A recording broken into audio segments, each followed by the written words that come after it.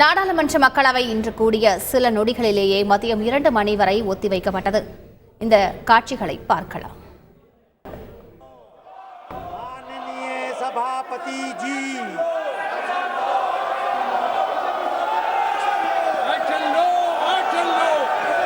प्रश्नकाल प्रश्न संख्या 181 श्री बीएम कथीर आनंद।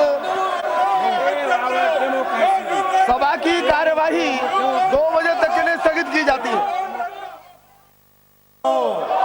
माननीय सभापति जी,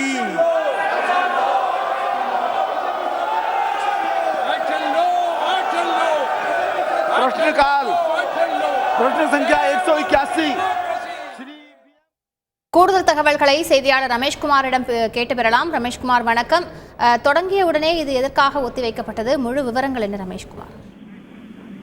அதாவது நேற்று முன்தினம் நாடாளுமன்றத்தில் நடைபெற்ற பாதுகாப்பு குளறுபடி சம்பவம் எம்பிக்கள் மத்தியிலும் அனைவர் மத்தியிலும் பெரும் அதிர்வலைகளை ஏற்படுத்தி இருக்கின்றது.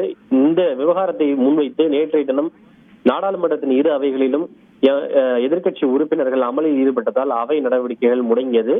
இந்நிலையில் அவை நடவடிக்கைகளுக்கு இடையூறு ஏற்படுத்தியதாக கூறி மொத்தம் 14 நாடாளுமன்ற உறுப்பினர்கள் நடப்பு கூட்டத்தொடர் முழுவதும் சஸ்பெண்ட் செய்யப்பட்டனர். இந்த நிலையில் தான் இன்று காலை நாடாளுமன்றத்தின் இரு அவைகளும் காலை கூடியது. மக்களவை இன்று காலை கூடிய உடனேயே அவைத்தலைவர் வரும்போதே எதிர்க்கட்சி உறுப்பினர்கள் இந்த நாடாளுமன்ற குளறுபடி சம்பவத்தை முன்வைத்தும் சஸ்பெண்ட் செய்யப்பட்ட எம்பிக்கள் மீதான நடவடிக்கைகளை திரும்ப பெற வலியுறுத்தியும் அவர்கள் கடுமையான முழக்கங்களை எழுப்பினர். கேள்வி நேரம் தொடங்குவதாக சபாநாயகர் ராஜேந்திர அகர்வால் அறிவித்தார். ஆனால் கடுமையான ஒரு அமளியும் முழக்கமும் இருந்தது. அவை நடவடிக்கைகளை தொடர முடியாத ஒரு சூழல் இருந்தது. இதன் காரணமாக அவை தொடங்கிய ஒரு சில நொடிகளிலேயே, ஒரு நிமிடம் என்று கூட நான் சொல்ல முடியாது, ஒரு நிமிடத்திற்குள்ளாகவே மக்களவை பிற்பகல் 2 மணி வரை ஒத்திவைக்கப்பட்டு விட்டது. மாநிலங்களவையை பொறுத்தவரை சில அறிக்கைகள் தாக்கல் செய்யப்பட்டன. அதனைத் தொடர்ந்து அவையினுடைய அனைத்து அலுவல்களையும் ஒத்திவைத்துவிட்டு விவாதம் நடத்த வலியுறுத்தி பல்வேறு உறுப்பினர்களும் நோட்டீஸை அளித்திருந்தனர். அந்த நோட்டீஸ்களை ஏற்க முடியாது என்று அவைத் தலைவர் ஜெகதீப் தன்கர் அறிவித்தார். இதற்கு எதிர்ப்பு தெரிவித்து எதிர்க்கட்சி உறுப்பினர்கள் அமளியில் ஈடுபட்டதால் மாநிலங்களவையும் பிற்பகல் 2 மணி வரை ஒத்திவைக்கப்பட்டுள்ளது.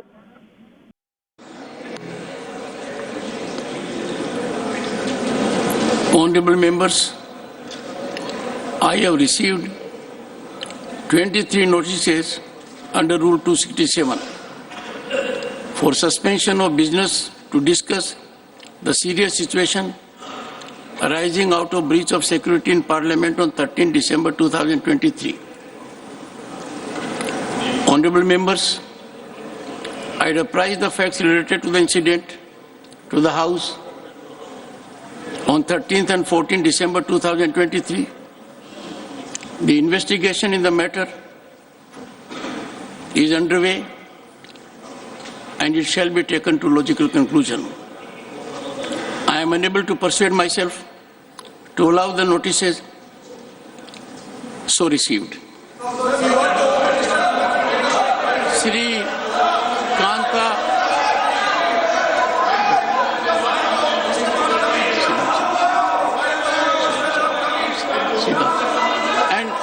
Mr. Chadha, you don't have to do like this to raise a point of order. Use your tongue. No, don't do it. Otherwise you will start dancing also. Don't do it. Take your seat. Don't take your seat. Time for you to start learning. You are the only person who is enjoying his conviction, his sentence, giving an impression suspense was revoked. You were convicted. You were sentenced by this house. Honorable members, nothing will go on record.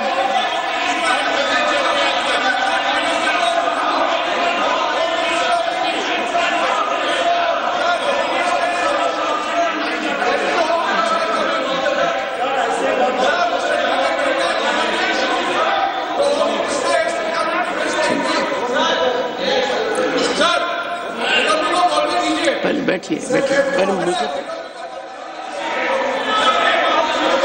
I am constrained to adjourn the house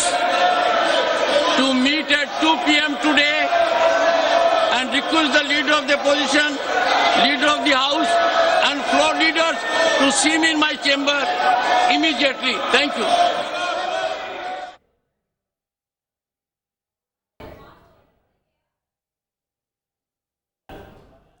மக்களவையை தொடர்ந்து மாநிலங்களவையும் 2 மணி வரை ஒத்திவைக்கப்பட்டிருக்கிறது. இது தொடர்பான கூடுதல் தகவல்களையும் செய்தியாளர் ரமேஷிடம் கேட்கலாம். ரமேஷ், மக்களவையை தொடர்ந்து மாநிலங்களவையும் தற்பொழுது ஒத்திவைக்கப்பட்டிருக்கிறது.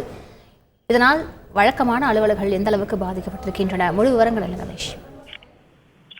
நிச்சயமாக, அதாவது மக்களவையை பொறுத்தவரை நாட்டில் உள்ள 3 குற்ற நடைமுறை சட்டங்களுக்கு மாற்றாக கொண்டு வரப்பட்டுள்ள புதிய குற்ற மசோதாக்கள் விவாதத்திற்கு எடுத்துக் கொள்ளப்பட வேண்டும். ஆனால் எதிர்க்கட்சிகளுடைய அமளி காரணமாக அவை தொடர்ச்சியாக எடுத்துக் கொள்ள முடியாத ஒரு சூழல் ஏற்பட்டிருக்கின்றது. மாநிலங்களவையிலும் ஜம்மு காஷ்மீர் மற்றும் புதுச்சேரி யூனியன் பிரதேச சட்டப்பேரவையிலே பெண்களுக்கு 33% இடஒதுக்கீடு வழங்க வகை செய்யும் சட்ட மசோதா பட்டியலிடப்பட்டுள்ளது. அவையும் எடுத்துக்கொள்ள முடியாத ஒரு சூழல் இருக்கிறது.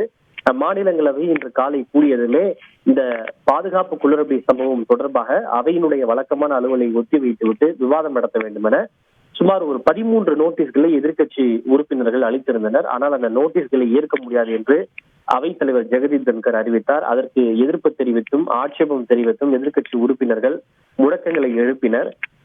குறிப்பாக ஆம் ஆத்மி கட்சியினுடைய ராகவ் சட்டாவும் அவர் அப்போது ஆர்ப்பாட்டத்திலே அந்த முழக்கங்களை எழுப்பினார். அப்போது நீங்கள் ஏற்கனவே உங்களுடைய நடவடிக்கைக்காக சஸ்பெண்ட் செய்யப்பட்டு உங்கள் மீதான குற்றம் நிரூபிக்கப்பட்டு பிறகு உங்களுக்கு மன்னிப்பு வழங்கப்பட்டு மீண்டும் நீங்கள் சபையிலே சேர்க்கப்பட்டிருக்கிறீர்கள், அதை நீங்கள் மறந்துவிட வேண்டாம் என்று ஒரு எச்சரிக்கையை கொடுத்தார்.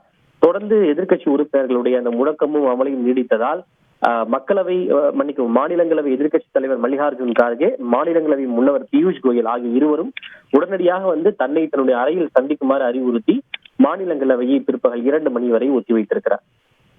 மக்களவையில் நேற்று முன்தினம் வண்ண புகை குண்டு வீசிய விவகாரம் குறித்து விவாதிக்க வலியுறுத்தி எதிர்க்கட்சிகள் தொடர் அமளியில் ஈடுபட்டார்கள். இதன் காரணமாக 1 நிமிடத்திற்கு உள்ளாகவே மக்களவை 2 மணி வரை ஒத்திவைக்கப்பட்டிருக்கிறது. தொடர்ந்து மாநிலங்களவையும் 2 மணி வரை ஒத்திவைக்கப்பட்டிருக்கிறது. முழு விவரங்களை செய்தியாளர் ரமேஷ் சொல்ல கேட்டோம். விவரங்களுக்கு நன்றி ரமேஷ். செய்திகளை உடனுக்குடன் தெரிந்து கொள்ள உடனே சப்ஸ்கிரைப் பண்ணுங்க.